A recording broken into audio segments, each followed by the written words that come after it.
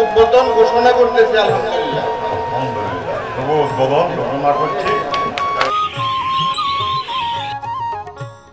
এখন এখানে এসে যে প্রতিষ্ঠানগুলো আসে হাতে করতেছে, এটাও দ্রুততার সাথে তাকে আমি দেখতেছি যে সফলতার দিকে আগায় যাচ্ছে। অল্প সময়ের মধ্যে এগুলো আপনাদের চোখের সামনেই হচ্ছে।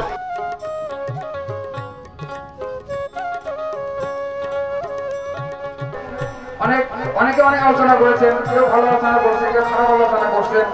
কোন খারাপ আলোচনা আমাকে তোমার একটা পারবে না ইনশাআল্লাহ। আমি এগিয়ে যাচ্ছি, এগিয়ে যাবো ইনশাআল্লাহ। আল্লাহ তাআলা ব্যতীত আমাকে আটকানোর মতো কারো ক্ষমতা নাই ইনশাআল্লাহ। আমার সাথে আমার শ্রদ্ধেয় স্যার আছেন, আমার জন্মদাতা পিতা আছেন, আমার স্টেজে মুরব্বীগণ আছেন। আমি আগায় যাবো ইনশাআল্লাহ। উদ্যোক্তা হয়ে এই গ্রামে এবং আশপাশের গ্রামে উন্নয়ন সাধন করবে, এই আশাটুকু আমি আশা করি।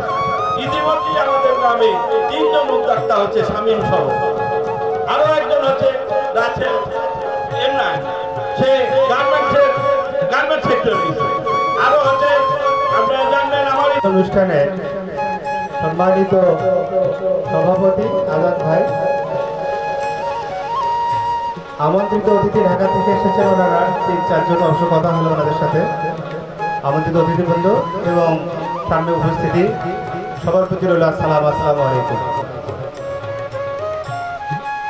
আসলে আমি একটা বিষয় বলবো, সেটা হলো যে কোনো জিনিস করতে গেলে সমালোচনার মধ্যে পড়ে, শত্রুতার মধ্যে পড়ে।